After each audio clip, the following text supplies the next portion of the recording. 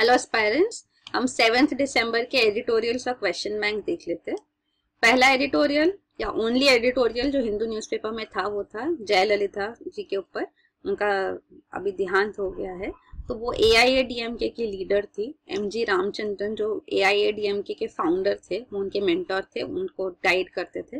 वो पहली बार chief minister 1991 में बनी थी और उसके बाद वो 4 बार चीफ मिनिस्टर बन चुकी है और उनके अगेंस्ट काफी करप्शन केसेस भी है और वो किंग मेकर भी बन चुकी है दिल्ली में, क्योंकि उन्होंने आउटसाइड सपोर्ट दिया है। पहले कांग्रेस गवर्नमेंट को दिया था पीवी नरसिम्हा राव के टाइम पे आउटसाइड सपोर्ट, और उसके बाद उन्होंने इवन बीजेपी गवर्नमेंट को आउटसाइड सपोर्ट दिया था। पर जब उन्होंने कहा कि डीएमके गवर्नमेंट जो है उनकी राइवल पार्टी तमिलनाडु स्टेट में, उसे BJP government central government dismiss कर दे आर्टिकल 356 के अंदर, और जब वो नहीं हो पाया तो उन्होंने अपना सपोर्ट हटा दिया।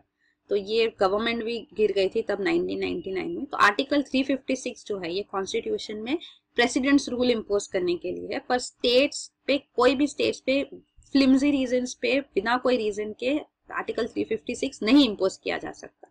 तो सेंट्रल गवर्नमेंट जो है, सेंट्रल गवर्नमेंट ये आर्टिकल यूज कर सकती है पर विथ रीजन जस्टिफिकेशन।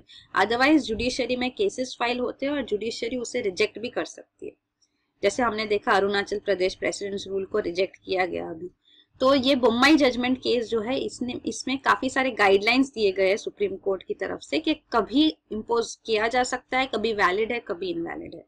तो इसीलिए गवर्नमेंट के पास भी रिस्ट्रिक्शंस होते हैं, किसी के डिमांड पे कोई गवर्नमेंट डिसमिस नहीं हो सकती।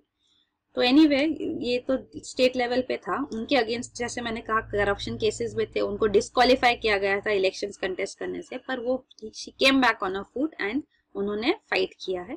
अभी उनके बाद तमिलनाडु चीफ मिनिस्टर ओ पनीरसेल्वम जी को अपॉइंट किया गया है। दूसरा हम इंडियन एक्सप्रेस के एडिटोरियल्स देखते हैं। तो अगेन एक एडिटोरियल जयललिता जी के ऊपर ही है। उनके बारे में एक एस्पेक्ट जो और हाईलाइट किया है, उन्होंने कहा है कि ये एक सिंगल वुमेन थी जो पूरे पेट्रियार्कल वर्ल्ड, पेट्रियार्कल मतलब man dominated, male dominated world of cinema and politics, वो पहले एक्ट्रेस रह चुकी है। एमजी रामचंद्रन भी एक्टर थे उनके अगेंस्ट काफी मूवीज में, तो इसीलिए दोनों साथ में थे एंड इन्होंने सिनेमा और पॉलिटिक्स दोनों में अपने आप को प्रूव किया है एज अ सिंगल वुमेन। उनको ऑटोक्रेटिक और विम्सिकल भी कहा गया है। ऑटोक्रेटिक मतलब पावर खुद कंट्रोल करके लाइक अ डिक्टेटर वैसे वर्क करती थी, और विम्सिकल मतलब अपने मूड के हिसाब से कि डिसीजंस ले लेना स्पर ऑफ द मोमेंट में, तो वो भी था उनका एस्पेक्ट। और उनके अगेंस्ट काफी करप्शन स्कैंडल्स भी थे, फिर भी उन्होंने अपने आप को सस्टेन किया। उन्होंने काफी स्कीम्स भी इनिशिएट की, जैसे ब्रांड अम्मा स्कीम हम ऑलरेडी न्यूज में डिस्कस कर चुके हैं। और एक उनका एस्पेक्ट था कि वो काफी किंग मेकर भी प्ले कर चुकी है, जैसे हमने हिंदू एडिटोरियल में डिस्कस कर लिया। दिल्ली में वो काफी टाइम किंग में भी रह चुकी है, कांग्रेस गवर्नमेंट के टाइम पे भी, बीजेपी गवर्नमेंट के टाइम पे भी। तो ये सारे एस्पेक्ट्स है उनके। अगला एडिटोरियल इंडियन एक्सप्रेस में है आफ्टर द टॉपलिंग। ये आईएनएस बेतवा के बारे में जो आज के न्यूज में भी है। तो ये है 2 सेलर्स जिनकी मौत भी हो गई यहाँ पे। 4000 ton Brahmaputra class missile, guided missile carrier warship है ये, जो रीफिटिंग के लिए मुंबई डॉकयार्ड पे आई थी, पर उसका डॉक लॉक सिस्टम फेल हुआ और उसकी वजह से वो टॉपल हो गई। तो इसके ऊपर इन्वेस्टिगेशन भी होगा।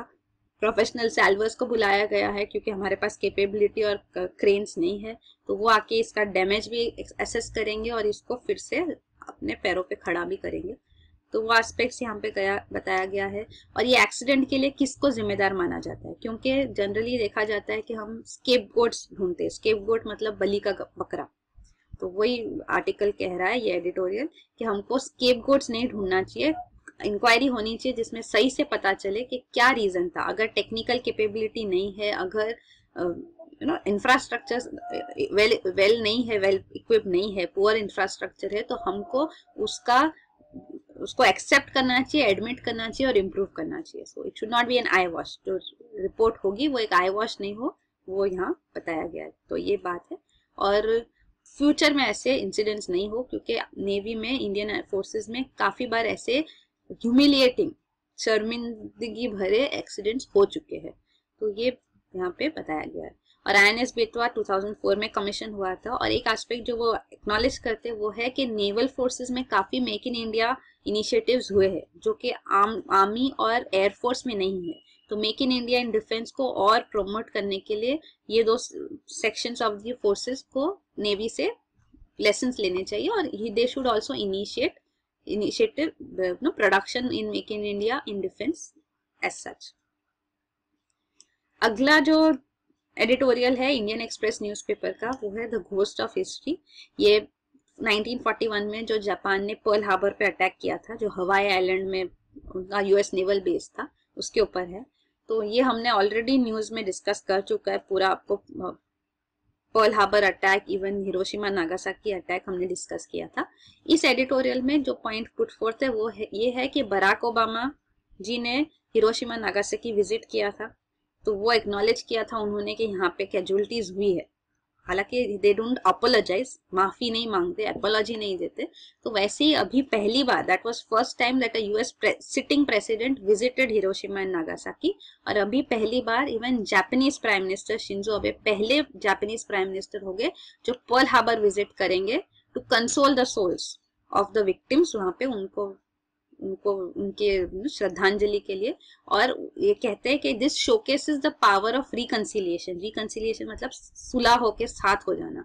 सो जो एडवर्सरीज मतलब दुश्मन थे, वो अब क्लोज फ्रेंड्स बन चुके हैं। वो यूएस और जापान है, जो after Japan surrendered second world war के बाद, तो उसके बाद अमेरिकन के अंडर ही जापानीज कॉन्स्टिट्यूशन बना, जिसके अंदर जापान को अलाउड है आर्म्ड फोर्सेस रखना only for defence, not for offence. मतलब जापान किसी को अटैक नहीं कर सकता, तो ये कॉन्स्टिट्यूशनल प्रोविजन है जापान में।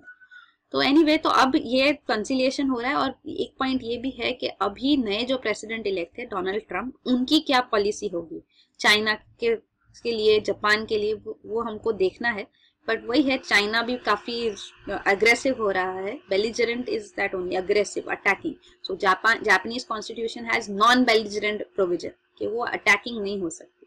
पर चाइना जैसे अपने आप को असर्ट कर रहा है साउथ चाइना सी में, तो ये वगैरह कैसे यूएस न्यू प्रेसिडेंट टैकल करेंगे वो हमको देखना होगा। और जापान के साथ भी उनके रिलेशंस, क्योंकि जापान गवर्नमेंट भी डिफेंस एक्सपेंडिचर काफी बढ़ा रही है क्योंकि चाइना अग्रेसिव हो रहा है।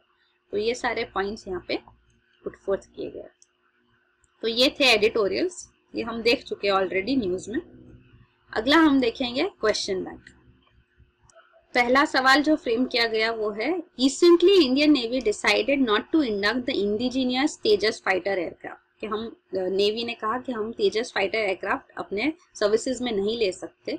तो क्वेश्चन ये है कि डिस्कस करो कि कैसे डिफेंस फोर्सेस एयरक्राफ्ट और अदर इक्विपमेंट्स कैसे बाय करते हैं। तो डिफेंस प्रोक्योरमेंट प्रोसीजर क्या है और नेवी ने क्यों मना किया तेजस को इंडक्ट करने से। तो डिफेंस प्रोक्योरमेंट प्रोसीजर ये होता है कि पहले एक सर्विस क्वालिटी रिक्वायरमेंट इनिशिएट होता है, तो आर्म्ड फोर्सेस को जिनको जो रिक्वायरमेंट है वो लोग पुट फोर्थ करते हैं। फिर उसका कैटेगराइजेशन होता है कि ये आइटम कैसे प्रोक्योर होगा। फिर उसके बाद acceptance of necessity government competent authority करती है, एक्सेप्ट करती है कि नेसेसिटी है। और उसके बाद रिक्वेस्ट फॉर प्रपोजल इनिशिएट होता है, जिसके बाद एलिजिबल फर्म्स आके बिड कर सकती है कि वो ये सर्विस देना चाहती है या ये इक्विपमेंट सेल करना चाहती है। तो वो रिक्वेस्ट फॉर प्रपोजल फाइनली होता है। तो अब ये जो सर्विस क्वालिटी रिक्वायरमेंट है, फर्स्ट स्टेप है, ये काफी इंपॉर्टेंट है। और अगर वो मेक इन इंडिया कैटेगरी में, डिफेंस में मेक इन इंडिया कैटेगरी में अगर है, तो प्रिलिमिनरी सर्विस क्वालिटी रिक्वायरमेंट पहले जनरेट होता है, उसके बाद कैटेगराइजेशन होता है। तो अब तेजस का जो है, तेजस मिग 29 फाइटर्स को रिप्लेस नहीं कर सकती। मिग 29 फाइटर्स ये रशियन फाइटर्स है, ये नेवी प्रेजेंटली ऑपरेट करती है एयरक्राफ्ट कैरियर से, जो है INS विक्रमादित्य और IAC विक्रांत, जो अभी एंटर करेगी सर्विस में। तो ये इंडिजीनियसली डेवलप्ड एयरक्राफ्ट कैरियर है IAC विक्रांत। सो ये दो एयरक्राफ्ट कैरियर्स है और रशियन मिग 29 एयरक्राफ्ट है, जो ये नेवी एयरक्राफ्ट कैरियर्स मीन्स ये नेवल शिप्स है जो एयरक्राफ्ट कैरी कर सकती है, एयरक्राफ्ट इसमें से टेक ऑफ कर सकता है और एयरक्राफ्ट इसमें लैंड कर सकता है। तो जो रशियन मिग 29 है वो अभी नेवी को रिटायर करना है और वो इसके लिए ऑल्टरनेट देख रहे हैं।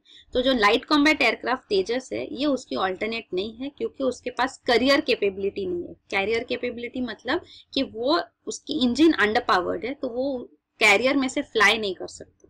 तो इसीलिए नेवी ने इसको रिजेक्ट कर दिया है। तो तेजस के इम्प्रूव्ड वर्जन्स भी बने हैं, जैसे तेजस मार्क 1, तेजस मार्क 2, तो इनके ज्यादा पावरफुल इंजिन भी है। तो ये 1983 में प्रोजेक्ट इनिशिएट हुआ था, बट फाइनली जो फर्स्ट तेजस इंडक्ट हुई वो 2015 में।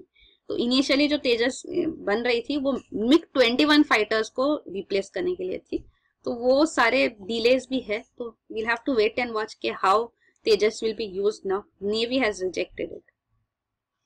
दूसरा क्वेश्चन है, the tracking of various national health and nutrition indicators in India need to be improved, elaborate. जो health and nutrition indicators India में है उनका ट्रैकिंग, उनका डेटा कलेक्शन वगैरह कैसे होता है वो इम्प्रूव करना चाहिए, तो इसके ऊपर इलैबोरेट कीजिए, ये एक सवाल है।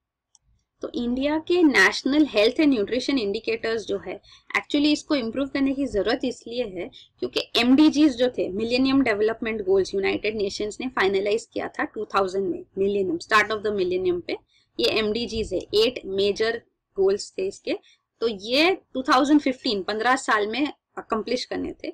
तो इंडिया का जो रेटिंग था हेल्थ रिलेटेड इंडिकेटर्स में काफी लो था, सो जो चाइल्ड मोर्टालिटी, मटर्नल मोर्टालिटी और जो डिजीज रिलेटेड, ये 3 जो गोल्स थे इसमें उनका रैंक, इनका इंडिया का प्रदर्शन पुअर था।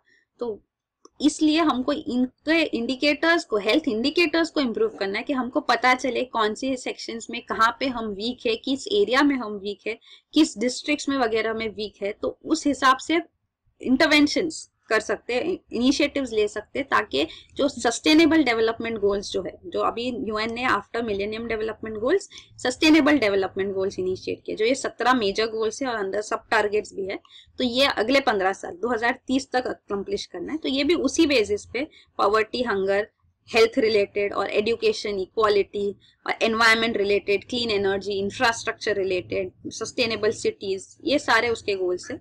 ये सारे गोल्स हमको अचीव करने, तो हेल्थ रिलेटेड जो है, जहां पहले पुअर था हमारा फेयरिंग, अब बेटर होना चाहिए, तो ये सारे पॉइंट्स है। और दूसरा है ग्लोबल हंगर इंडेक्स भी, तो ग्लोबल हंगर इंडेक्स में भी इंडिया का रैंकिंग काफी लो है, इंडिया 97th रैंक है इंडिया का, हालांकि चाइना 29th है, बांग्लादेश भी हमसे आगे है 90th पे, नाइजीरिया अफ्रीकन कंट्री भी 84th पे। तो हमको ये इंडेक्सेस में हमारे गोल्स अचीव करने में इम्प्रूव करना है, तो सबसे पहला स्टेप है कि डेटा सही हो और फिर इंटरवेंशन सही हो और हम इम्प्रूव कर पाए।